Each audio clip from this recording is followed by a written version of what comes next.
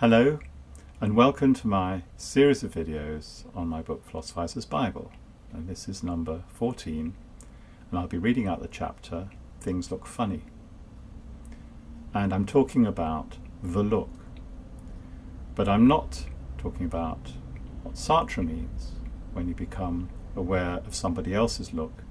I'm talking about the look I give the world, and the look I give the world is a funny look. And the suspicion arises that what I see isn't really there because it's all my fault, because I've looked at the world in a funny way. I look at the world and I don't see the world, I see nothing.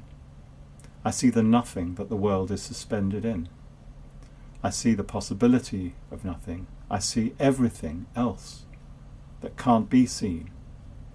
I see the absence of an explanation, the absence of a rationale. And it's very scary. But there is always that suspicion, maybe I'm the one that's in the wrong. When Bishop Berkeley looked at the world, he saw something very specific. He saw the inside of God's mind. He had a belief about it. And he offers various arguments why we should embrace his view, but ultimately it's just a belief, a theory. And in this chapter I will also be talking about beliefs and theories, the pictures that we draw in our heads, which we then take to be some kind of a reality, and of course they're not real at all, they're just our own inventions. Because what there is besides the world is something absolutely unknowable. That's what I mean by the cosmic stop sign. And it's that experience that I want to try to capture in this chapter. That experience, that scary experience of realizing that you cannot take a step forward and yet you see the absence of something. Something that you cannot think or describe or imagine even. That in which the world is suspended, the transcendent. Anyway, that all sounds very portentous. But again, I mean, it's really all about the knack, learning to see the world in a certain way. Don't assume that you've been right all along about the world. Don't assume that you just know what the world is. Consider the possibility that you could be wrong. Consider the possibility that you'll be on the bus or drinking a coffee or whatever, and suddenly, wham, it'll hit you right in the face. The world isn't what you thought it was.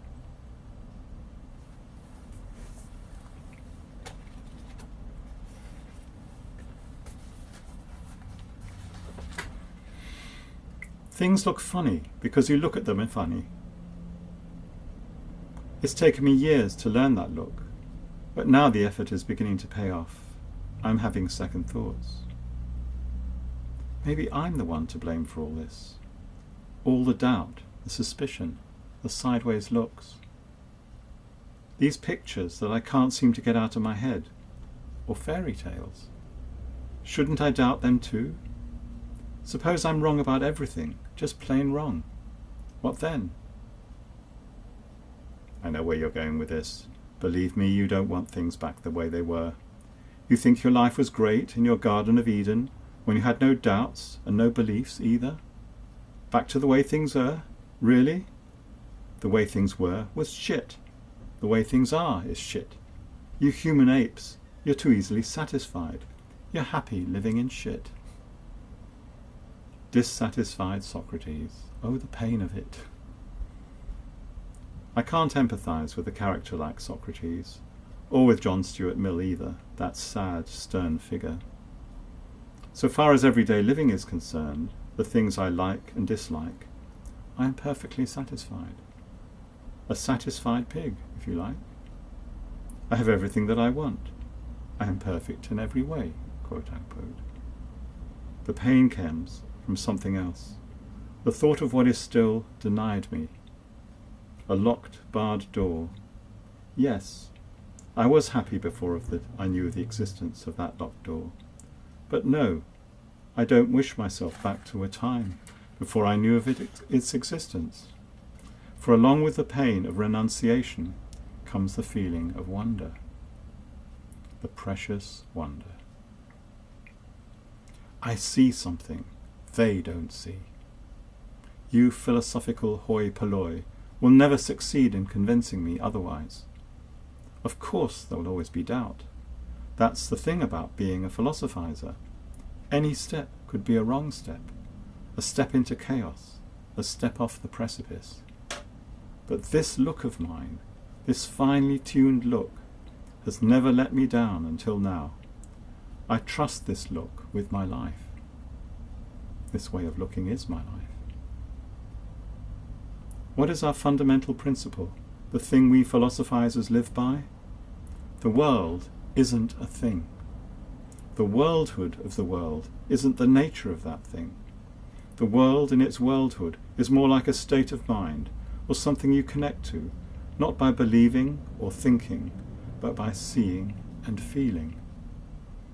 Human beings create images in their brains, pictures in the head, and then they fetishize them as scientific theories or religious beliefs. Nothing is so effective at getting a person's back up, oh boy, as a suspicion that you doubt some precious belief or theory of theirs, a theory that they have spent decades working on, elaborating, defending. Why are human beings so concerned to find something to believe? It is as if belief allows you to possess the world, or a chunk of it at any rate. Belief makes you the owner of being. There is only one thing that is really real, and that is the question. One cannot think, calculate, or analyze the question. One can only see and feel it. We philosophizers know that the truth cannot be a story. Anything that has any resemblance to a story or theory is something other than what we are after. Is. Existence. Or what is. Any story, any theory is just mundane. More of the same. More world. Everything tells you, shouts at you, that you are something in the world. Like an object in a container. A jelly bean in a jelly bean jar. Just one more jelly bean. But you are more, so much more. Transcendence. That's what I'm talking about. The limit where reality ends and transcendent reality begins. The cosmic stop sign. Nothing is what it is, because in addition to what it is, empirically, in the language game, in the book of human knowledge, quote unquote, it is also something that has a transcendental aspect that puts it out of reach. Transcendence isn't just some weird fringe property that you half glimpse in a trance or during meditation. It is everywhere. We are immersed in it. Our familiar space of 3 dimensions hangs suspended in an infinite chasm. Everything is and is not where it is. I've heard it said that life is just a succession of moments. If there is nothing but the moment, then all questioning and speculation about the worldhood of the world is besides the point. That's not and never was the real task. The real task is grasping what it means to be in this moment. What difference would it make? If there is nothing but what is here now, no I but the I now, no world but what exactly? What is left? Something is, something else is not. That's exactly where we are now. It's a minor detail, just a minor detail where is ends and is not begins. It makes no real difference to where you make the cut. And this is about all these metaphysical arguments about realism and anti-realism, or realism versus idealism. The past is real, the past is unreal, material objects are real, material objects are unreal, etc. You're just making the cut in different places, but wherever you say, wherever real reality is, you've still got the same problem. It really makes no difference what theory you come up with. The thing you half see, you're constantly grasping at it, but the thing doesn't stay still, like a dandelion seed floating in the wind. Imagine holding out one's hands to someone and saying, "Look, nothing," and what an effort it was to catch hold of it. You think that by cutting things away, chopping one bit after another, you will eventually get to some hard, uncuttable reality. How wrong you are. You can chop until there is nothing left but the mess you made from all your chopping. Ah, but you forget that I am the Grand Master of the cut. I will cut, and when there is nothing left I will cut that too. Half of nothing, half of nothing. Don't stop there. There's negative reality. The other side of nothing, like minus numbers or antimatter, existence itself with a minus sign. These words are not the right words. They are. I had to put them down anyway, as a marker. Insert the right words here. I'm rhapsodizing, in other words. You can say what you like. Doesn't make any difference. Right words? There are no right words. You can't get blind people to see. You can describe what you see, but they will imagine all sorts of things. How much worse, how much more difficult, when you can't even describe what you see to yourself.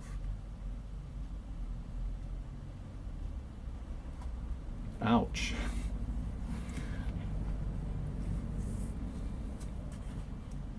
Well, maybe poetry is a better way of doing this than my method. I don't know.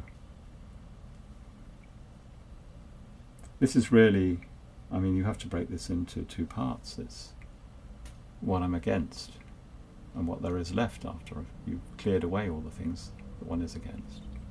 And what I'm against is beliefs and theories, because that's what helps most people get round or get through this problem of the world. They have a belief about it. God made the world, whatever, or they have a theory. The standard model of physics, whatever that is. Some theory that explains it. Stephen Hawking, he comes up with this brilliant theory. It's imperfection that created the universe. And he says this like it's some great discovery, because it's in his equations. You just put a little imperfection in and it all comes out. It's such complete nonsense. And I'm not saying physics is a waste of time, not at all. But this idea that you're on the way towards some explanation, some ultimate explanation, is a complete and utter deception.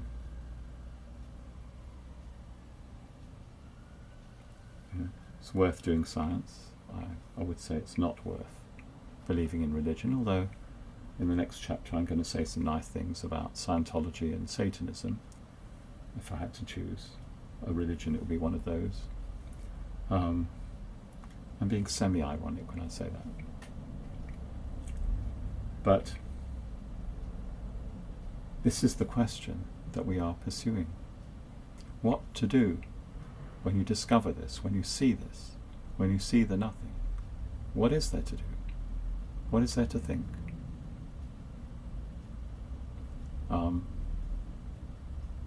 Well, as I said, I will try to give some impression of what a philosophizer does to deal with this challenge, this problem. And till next time, bye for now.